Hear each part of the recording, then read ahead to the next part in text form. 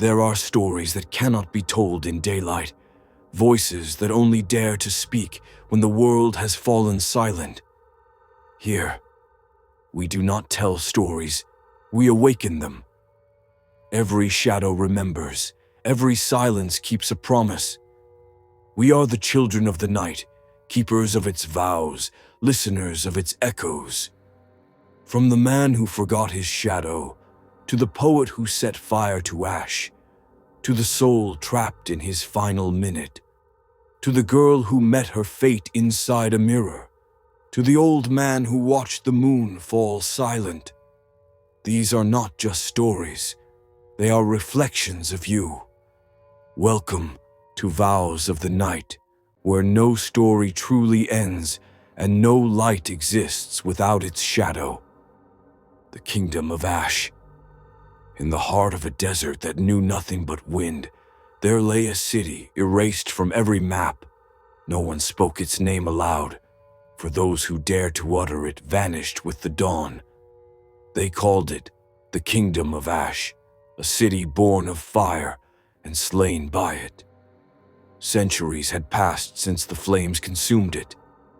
Nothing remained but ruins the color of bone and towers that bled soot into the golden dunes. But some whispered that the city was not dead. It was simply waiting, and only the dead could live within it. On the desert's edge lived a young poet named Yasser. He had never written a single poem, though fire burned quietly in his chest, a restless ember searching for its voice. He believed that somewhere in the silence of this vast world, something was waiting to be spoken. Through him.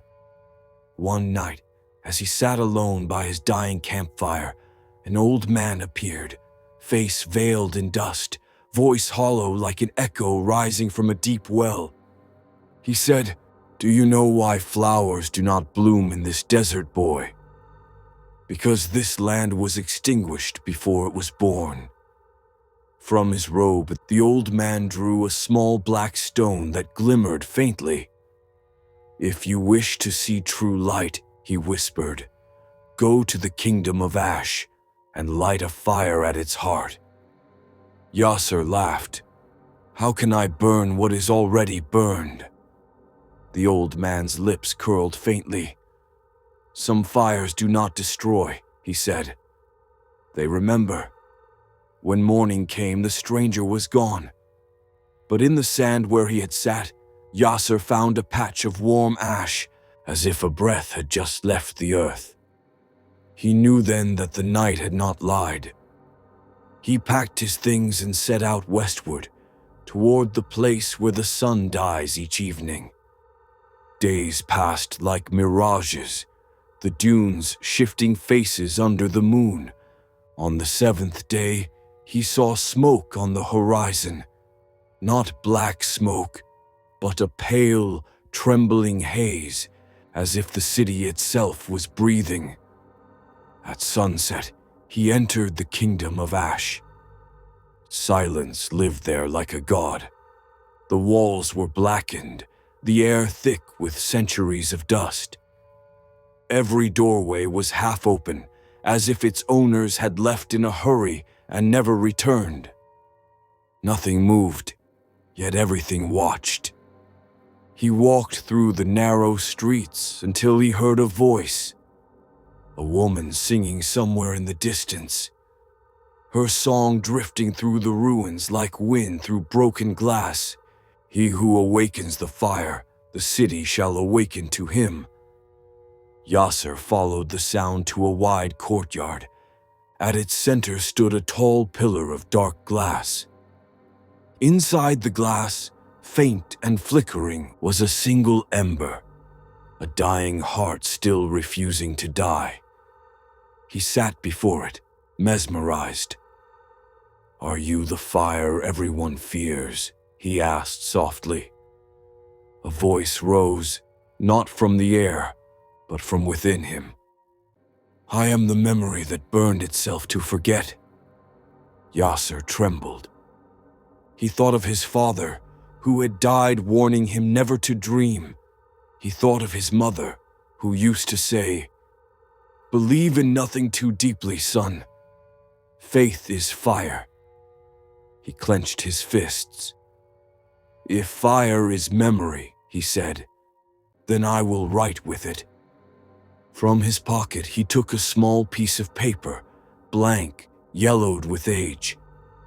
A page he had carried since childhood, waiting for his first poem. He held it near the ember. It caught fire, but the flames did not burn his hands. They burned inside him. Words poured from his mouth like molten gold. "O you born of ash, fear not the flame, for death is not the end, it is the light remembering itself." As he finished the final line, the ground shuddered. The city moaned as if exhaling after centuries of silence. The walls began to glow, the sky filled with a storm of rising ash, and from the ruins, forms began to emerge. Faces of men and women, translucent, carved from smoke and firelight. They surrounded him, silent, watching with eyes that glimmered like dying stars. An elder stepped forward, his voice soft as soot. "You have awakened the fire we silenced in fear. Now we are free." "Who are you?" Yasser asked. "We are those who feared the dawn," said the elder, "those who worshipped the ashes and forgot the warmth. But your words, they remembered for us." One by one, the shadowed figures lifted their hands and dissolved into dust. The ash swirled upward, glowing, 1,000 sparks rising toward the night sky like souls finding their way home. Yasser stood alone in the courtyard. The ember before him had become a small sun, its light too pure to look upon. He smiled and whispered, "May you burn until the world remembers." When the desert opened its eyes the next morning, the ruins were gone. In their place stood a new city, bright, silent, alive. In the square at its center was a slab of black glass, and carved upon it were words that no one dared erase. Some fires are not meant to destroy. They are meant to bring memory back to life. No one ever found the poet Yasser again. Some said he was consumed by the light he created.